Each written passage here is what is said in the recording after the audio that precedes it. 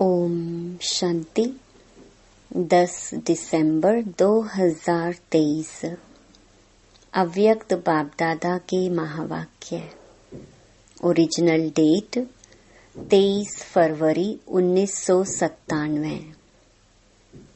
साथी को साथ रख साक्षी और खुशनुमा तख्त नशीन रहो।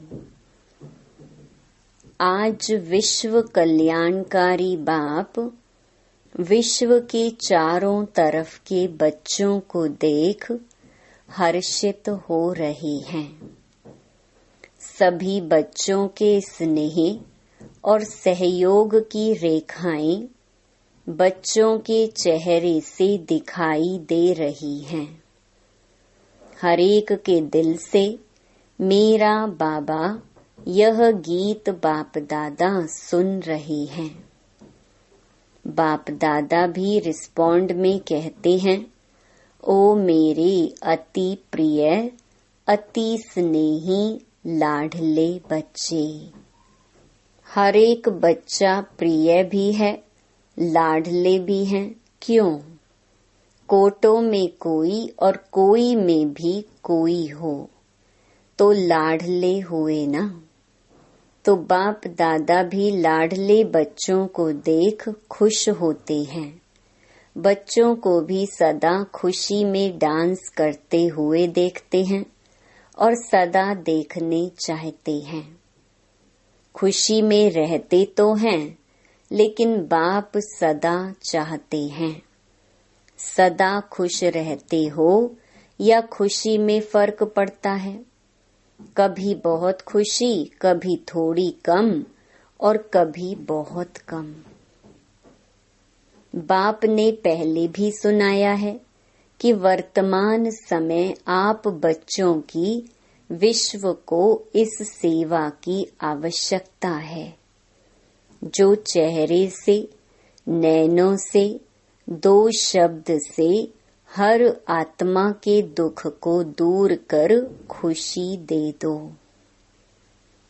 आपको देखते ही खुश हो जाएं, इसीलिए खुशनुमा चेहरा या खुशनुमा मूरत सदा रहे। क्योंकि मन की खुशी सूरत से स्पष्ट दिखाई देती है। कितना भी कोई भटकता हुआ, परेशान, दुख की लहर में आए, खुशी में रहना असंभव भी समझते हो, लेकिन आपके सामने आते ही आपकी मूरत, आपकी वृत्ति, आपकी दृष्टि आत्मा को परिवर्तन कर ले।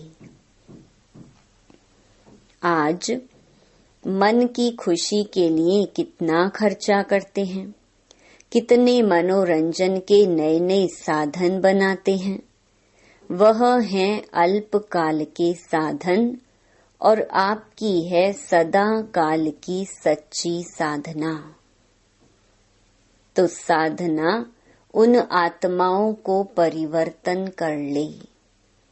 हाय हाय ले आवें और वहाँ वहाँ लेकर जाएं। वाह कमाल है परमात्मा आत्माओं की। तो यह सेवा करो।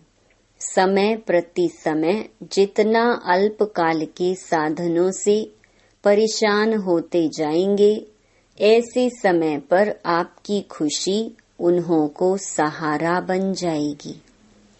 क्योंकि आप हैं ही खुश नसीब। खुश नसीब हैं या नहीं? अधूरे तो नहीं, है ही खुश नसीब। आप जैसा खुश नसीब सारे कल्प में कोई आत्माएं नहीं। इतना नशा चेहरे और चलन से अनुभव कराओ। करा सकते हो या कराते भी हो। ब्राह्मण जीवन में अगर खुशी नहीं तो ब्राह्मण बनकर क्या किया? ब्राह्मण जीवन अर्थात खुशी का जीवन। कभी कभी बाप दादा देखते हैं कोई कोई के चेहरे जो होते हैं ना, वह थोड़ा सा क्या होता है अच्छी तरह से जानते हैं, तभी हंसते हैं। तो बाप दादा को ऐसा चेहरा देख रहम भी आता और थोड़ा सा आश्चर्य भी लगता। मेरे बच्चे और उदास हो सकता है क्या? नहीं ना, उदास अर्थात माया के दास। लेकिन आप तो मास्टर मायापति हो। माया आपके आगे क्या है? चींटी भी नहीं है, मरी हुई चींटी। दूर से लगता है जिंदा है, लेकिन होती मरी हुई है। सिर्फ दूर से परखने की शक्ति चाहिए। जैसे बाप की नॉलेज विस्तार से जानते हो ना, ऐसे माया के भी बहुरूपी रूप की पहचान नॉलेज अच्छी तरह से धारण कर लो। वह सिर्फ डराती है। जैसे छोटे बच्चे होते हैं ना, तो उनको माँ बाप निर्भय बनाने के लिए डराते हैं। कुछ करेंगे नहीं, जानबूझकर डराने के लिए करते हैं। ऐसे माया भी अपना बनाने के लिए बहुरूप धारण करती है। जब बहुरूप धारण करती है तो आप भी बहुरूपी बन उसको परख लो। परख नहीं सकते हैं ना, तो क्या खेल करते हो? युद्ध करने शुरू कर देते हो, हाय माया आ गई। और युद्ध करने से बुद्धि मन थक जाता है। फिर थकावट से क्या कहते हो? माया बड़ी प्रबल है, माया बड़ी तेज है। कुछ भी नहीं है। आपकी कमजोरी भिन्न भिन्न माया के रूप बन जाती है। तो बाप दादा सदा हरेक बच्चे को खुश नसीब के नशे में, खुशनुमा चेहरे में और खुशी की खुराक से तंदुरुस्त और सदा खुशी के खजानों से संपन्न देखने चाहते हैं। जीवन में चाहिए क्या? खुराक और खजाना। और क्या चाहिए? तो आपके पास खुशी की खुराक है या स्टॉक कभी खत्म हो जाता है? खुशी का खजाना अखुट है, अखुट है ना। और जितना खर्चो उतना बढ़े। अगर और कोई भी पुरुषार्थ नहीं करो, सिर्फ एक लक्ष्य रखो, कुछ भी हो जाए, चाहे अपने मन के स्थिति द्वारा, चाहे कोई अन्य आत्माओं द्वारा, चाहे प्रकृति द्वारा, चाहे वायुमंडल द्वारा, कुछ भी हो जाए, मुझे खुशी नहीं छोड़नी है। यह तो सहज पुरुषार्थ है ना, या खुशी खिसक जाती है? सहज है या कभी कभी मुश्किल है? दृढ़ संकल्प रखो और बातों को भूल जाओ। एक ही बात पक्की रखो, मुझे खुश रहना है। तो बातें क्या लगेंगी? खेल। और अपनी खेल देखने की साक्षीपन की सीट पर सदा स्थित रहो। चाहे कोई आप समान करने वाला हो, आपको परेशान कर अपने साक्षीपन की शान से नीचे उतारने वाले हों, लेकिन आप साक्षीपन की सीट से नीचे नहीं आओ। नीचे आ जाते हो तभी खुशी कम हो जाती है। बाप दादा ने पहले भी 2 शब्द सुनाए हैं, साथी और साक्षी। जब बाप दादा साथ है तो साक्षीपन की सीट सदा मजबूत रहती है। कहते सभी हो, बाप दादा साथ है, बाप दादा साथ है, लेकिन माया का प्रभाव भी पड़ता रहता और कहते भी रहते हो बाप दादा साथ है, बाप दादा साथ है। साथ है, लेकिन साथ को ऐसे समय पर यूज नहीं करते हो, किनारे कर देते हो। जैसे कोई साथ में होता है ना, कोई बहुत ऐसा काम पड़ जाता है या कोई ऐसी बात होती है तो साथ कभी ख्याल नहीं होता, बातों में पड़ जाते हैं। ऐसे साथ है यह मानते भी हो, अनुभव भी करते हो। कोई है जो कहेगा साथ नहीं है? कोई नहीं कहता। सब कहते हैं मेरे साथ है, यह भी नहीं कहते कि तेरे साथ है। हर एक कहता है मेरे साथ है, मेरा साथी है। मन से कहते हो या मुख से?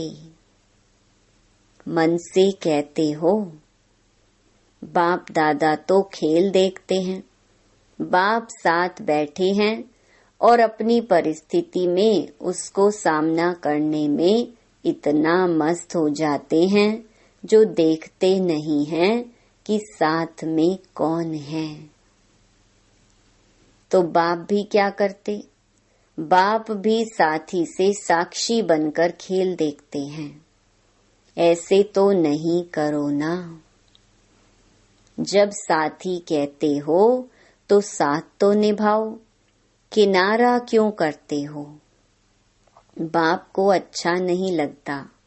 बाप यही शुभ आशा रखते हैं और है भी कि एक एक बच्चा स्वराज्य अधिकारी सो विश्व अधिकारी है।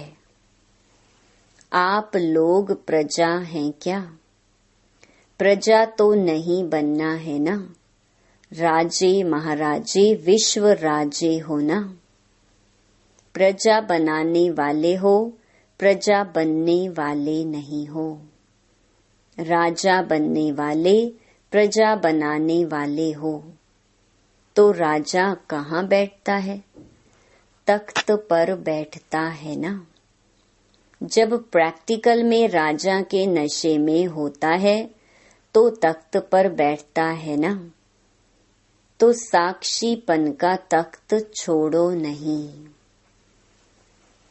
जो अलग अलग पुरुषार्थ करते हो उसमें थक जाते हो। आज मनसा का किया, कल वाचा का किया, संबंध संपर्क का किया तो थक जाते हो। एक ही पुरुषार्थ करो कि साक्षी और खुशनुमा तख्त नशीन रहना है। यह तख्त कभी नहीं छोड़ना है। कोई राजा ऐसे सीरियस होकर तख्त पर बैठा तख्त पर हो लेकिन बहुत क्रोधी हो, ऑफिशियल हो तो अच्छा लगेगा? कहेंगे यह तो राजा नहीं है। तो आप सदा तख्त नशीन है ना। वह राजे तो कभी तख्त पर बैठते, कभी नहीं बैठते। लेकिन साक्षीपन का तख्त ऐसा है जिसमें हर कार्य करते भी तख्त नशीन उतरना नहीं पड़ता है। सोते भी तख्त नशीन, उठते चलते संबंध संपर्क में आते तख्त नशीन। तख्त पर बैठना आता है कि बैठना नहीं आता है? खिसक जाते हो। साक्षीपन के तख्त नशीन आत्मा कभी भी कोई समस्या में परेशान नहीं हो सकती। समस्या तख्त के नीचे रह जाएगी और आप ऊपर तख्त नशीन होंगे। समस्या आपके लिए सिर नहीं उठा सकेगी, नीचे दबी रहेगी। आपको परेशान नहीं करेगी और कोई को भी दबा दो तो अंदर ही अंदर खत्म हो जाएगा ना। तो बाप दादा को ऐसे समय पर आश्चर्य लगता है। आप नहीं आश्चर्य करना, अपने पर भले करना, दूसरे पर नहीं करना। तो आश्चर्य लगता है कि यह मेरे बच्चे क्या कर रहे हैं। तख्त से उतर रहे हैं। जब तख्त नशीन रहने का संस्कार अब से ही डालेंगे, तब विश्व के तख्त पर भी बैठेंगे। यहाँ सदा काल तख्त नशीन नहीं होंगे तो वहाँ भी सदा अर्थात जितना समय फुल है उतना समय नहीं बैठ सकेंगे। संस्कार सब अभी भरने हैं, फिर वही भरे हुए संस्कार सतयुग में कार्य करेंगे। रॉयल्टी के संस्कार अभी से भरने हैं। ऐसे नहीं सोचना कि अभी कुछ समय तो पड़ा है, इतने में विनाश तो नहीं होना है। यह नहीं सोचना, विनाश होना है अचानक। पूछकर नहीं आएगा कि हाँ तैयार हो, सब अचानक होना है। आप लोग भी ब्राह्मण कैसे बने? अचानक ही संदेश मिला, प्रदर्शनी देखी, संपर्क संबंध हुआ, बदल गए। क्या सोचा था कि इस तारीख को ब्राह्मण बनेंगे? अचानक हो गया ना, तो परिवर्तन भी अचानक होना है। आपको पहले माया और ही अलबेला बनाएगी। सोचेंगे हमने तो 2000 सोचा था, वह भी पूरा हो गया, अभी तो थोड़ा रेस्ट कर लो। पहले माया अपना जादू फैलाएगी, अलबेला बनाएगी। किसी भी बात में, चाहे सेवा में, चाहे योग में, चाहे धारणा में, चाहे संबंध संपर्क में, यह तो चलता ही है, यह तो होता ही है। ऐसे पहले माया अलबेला बनाने की कोशिश करेगी, फिर अचानक विनाश होगा। फिर नहीं कहना कि बाप दादा ने सुनाया ही नहीं, ऐसा भी होना है क्या? इसलिए पहले ही सुना देते हैं। अलबेले कभी भी किसी भी बात में नहीं बनना। 4 ही सब्जेक्ट में अलर्ट, अभी भी कुछ हो जाए तो अलर्ट। उस समय नहीं कहना बाप दादा अभी आओ, अभी साथ निभाओ, अभी थोड़ी शक्ति दे दो। उस समय नहीं देंगे।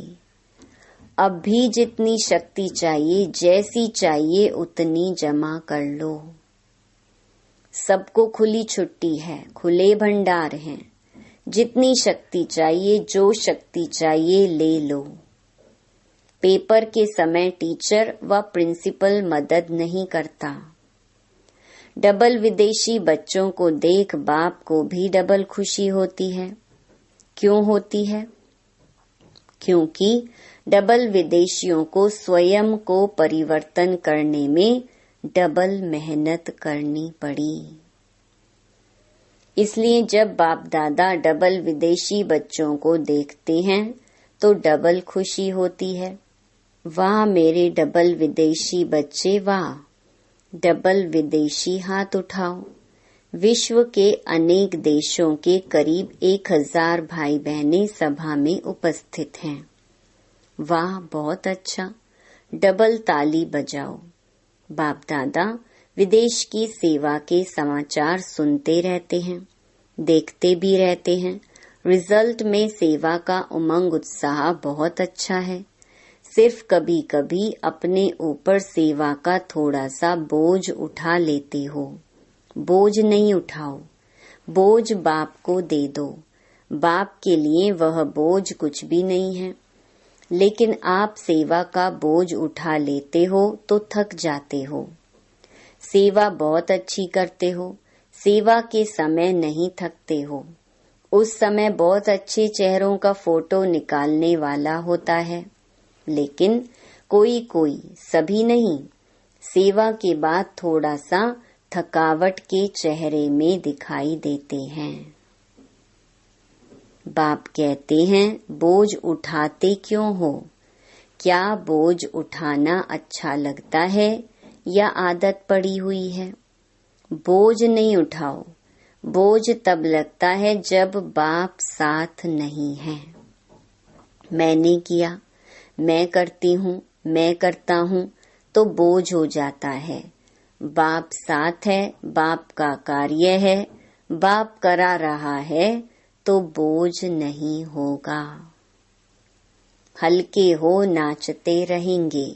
जैसे डांस बहुत अच्छी करते हो ना, डबल विदेशियों की डांस देखो तो बहुत अच्छी होती है, अपने को थकाते नहीं हैं। फरिश्ते माफिक करते हो। इंडियन जो करेंगे वह पांव थकाएंगे, हाथ भी थकाएंगे, लेकिन विदेशी डांस भी लाइट करते हो तो ऐसे सेवा भी एक डांस समझो, खेल समझो। थको नहीं। बाप दादा को वह फोटो अच्छा नहीं लगता है। सेवा का उमंग उत्साह अच्छा है और यह भी रिजल्ट बाप के पास है कि अभी थोड़ी सी बात में हलचल में आने की परसेंटेज बहुत कम है। मेजॉरिटी ठीक है, बाकी थोड़ी संख्या कभी कभी थोड़ा सा हलचल में दिखाई देती है। लेकिन आदि की रिजल्ट और अब की रिजल्ट में बहुत अच्छा अंतर है, ऐसा दिखाई देता है ना। अभी नाजुकपन छोड़ते जा रहे हैं। बाप दादा को रिजल्ट देख करके खुशी है। अभी छोटे छोटे माइक भी तैयार कर रहे हैं। अभी छोटे माइक हैं, लेकिन छोटे से बड़े तक भी आ जाएंगे। बाप दादा को याद है, आदि में यह विदेशी टीचर्स कहती थी कि वीआईपीज को मिलना ही मुश्किल है, आना तो छोड़ो मिलना ही मुश्किल है। और अभी सहज हो गया है, क्योंकि आप भी वीवीवीआईपी हो गए तो आपके आगे वीआईपी क्या है। टोटल विदेश की रिजल्ट अच्छी है, सेंटर्स भी अच्छे हैं, वृद्धि को प्राप्त करते जा रहे हैं। भारत में हैंड्स नहीं है, नहीं तो भारत में भी सेवा केंद्र तो बहुत खुल जाएं। एक एक जोन वाला कहता है हैंड्स नहीं है, तो अभी इस वर्ष हैंड्स निकालने की सेवा करो। हैंड्स मांगो नहीं, निकालो और ही दान पुण्य करो। विदेश में यह बहुत अच्छा तरीका है। जहाँ भी सेंटर खुलता है वहाँ के ही लौकिक कार्य भी करते हैं, सेंटर भी चलाते हैं। कैसे चलेगा, कौन चलाएगा, यह प्रॉब्लम कम है। आप लोग यह नहीं सोचना कि हम लौकिक काम क्यों करें, यह तो आपकी सेवा का साधन है। लौकिक कार्य नहीं करते हो, लेकिन अलौकिक कार्य के निमित्त बनने के लिए लौकिक कार्य करते हो। जहाँ भी जाते हो वहाँ सेंटर खोलने का उमंग रहता है ना। तो लौकिक कार्य कब तक करेंगे यह नहीं सोचो। लौकिक कार्य अलौकिक कार्य निमित्त करते हो तो आप सरेंडर हो। लौकिकपन नहीं हो, अलौकिकपन है तो लौकिक कार्य में भी समर्पण हो। लौकिक कार्य को छोड़कर समर्पण समारोह मनाना है, यह बात नहीं है। ऐसा करने से वृद्धि कैसे होगी? इसलिए लौकिक कार्य करते अलौकिक कार्य के निमित्त बनते हो, तो जो निमित्त लौकिक समझते हैं और रहते अलौकिकता में हैं, ऐसी आत्माओं को डबल क्या पदम मुबारक है। सिर्फ ट्रस्टी होकर रहना, मैंपन में नहीं आना। मैं इतना काम करती हूँ, मैंपन नहीं। करावन हार करा रहा है, मैं इंस्ट्रूमेंट हूँ, पावर के आधार पर चल रही हूँ। अच्छा, आज डबल विदेशियों का टर्न है ना। आप लोगों को भी डबल विदेशियों को देख खुशी होती है ना। तो सभी डबल विदेशी खुशनुमा हो, हाथ की ताली बजाओ। अभी मधुबन में तो माया नहीं आती है ना। अच्छा, 1 सेकंड में बिल्कुल बाप समान अशरीरी बन सकते हो। तो 1 सेकंड में फुल स्टॉप लगाओ और अशरीरी स्थिति में स्थित हो जाओ। बाप दादा ने 3 मिनट ड्रिल कराई। अच्छा, ये सारे दिन में बार बार अभ्यास करते रहो। चारों ओर के सर्व माया जीत, प्रकृति जीत, साक्षीपन के तख्त नशीन, साथी के साथ का सदा अनुभव करने वाले, सदा दृढ़ता से सफलता को गले का हार बनाने वाले, सदा बाप समान लाइट रहने वाले, सदा अपने माइट द्वारा विश्व को दुख अशांति की कमजोरी से छुड़ाने वाले, ऐसे मास्टर सुख के सागर, खुशी के सागर, प्रेम के सागर, ज्ञान के सागर, बाप समान बच्चों को याद, प्यार और नमस्ते। वरदान, परखने व निर्णय करने की शक्ति द्वारा सेवा में सफलता प्राप्त करने वाले सफलता मूर्त भव। जो परखने की शक्ति द्वारा बाप को, अपने आप को, समय को, ब्राह्मण परिवार को और अपने श्रेष्ठ कर्तव्य को पहचान कर फिर निर्णय करते हैं कि क्या बनना है और क्या करना है, वही सेवा करते, कर्म व संबंध संपर्क में आते सदा सफलता प्राप्त करते हैं। मनसा वाचा कर्मणा हर प्रकार की सेवा में सफलता मूर्त बनने का आधार है परखने और निर्णय करने की शक्ति। स्लोगन, ज्ञान और योग की लाइट माइट से संपन्न बनो तो किसी भी परिस्थिति को सेकंड में पार कर लेंगे। ओम शांति।